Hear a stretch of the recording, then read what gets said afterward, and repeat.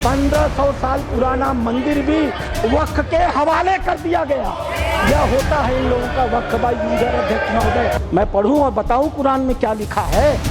मार हो जाएगी मार। ये हिंदू की बलमनसाहत है जो कुरान पढ़ के तुम्हें बताता नहीं है।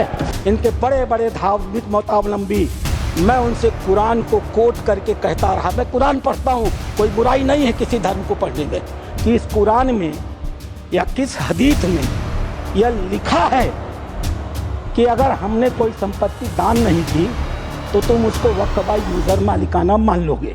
1500 साल पुराना मंदिर भी वक्फ के हवाले कर दिया गया। यह होता है इन लोगों का वक्फ बाई यूजर अध्यक्ष महोदय। और आश्चर्य होता है, इन्हें बैठाया जाए अध्यक्ष महोदय। आश्चर्य होता है, मैं भी जेपीसी का मेंबर हूँ, ये भी जेपीसी के मेंबर हैं, ये गवाह है इस बात के। मैं लगातार जेपीसी में जितने भी विटनेस आते रहे, इनके बड़े बड़े धार्मिक मतावलंबी, मैं उनसे कुरान को कोट करके कहता रहा। मैं कुरान पढ़ता हूँ, कोई बुराई नहीं है किसी धर्म को पढ़ने में।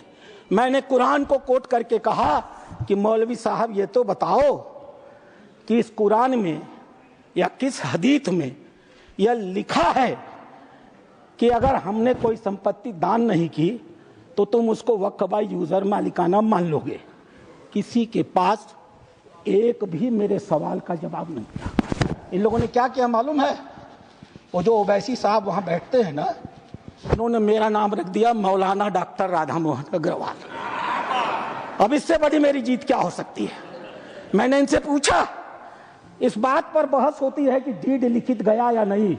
मैंने इनसे कहा, जब हजरत मोहम्मद साहब ने अपने आयतों में लिखा है, 3 आयतें हैं, 4 आप चाहिएगा तो मैं पेश करूंगा।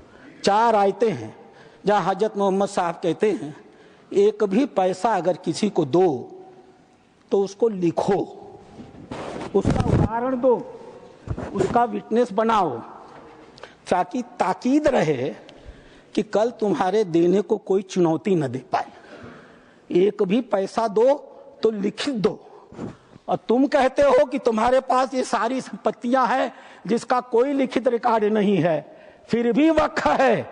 मेरे एक भी सवाल का जवाब, मैं उस कमेटी की बातों को बोलता नहीं, लेकिन चूंकि इन्होंने कमेटी का उल्लेख कर दिया इसलिए मैं इन्हें एक्सपोज कर रहा हूं। मेरे एक भी प्रश्न का जवाब ये लोग नहीं दे पाए। खाली मुझे कहते थे कुरान पढ़ते हैं मौलाना है, कुरान पढ़ते हैं मौलाना है। अरे कुरान मैं पढ़ता हूं, तुम तो मुसलमान हो, बचपन से पढ़ते हो ना।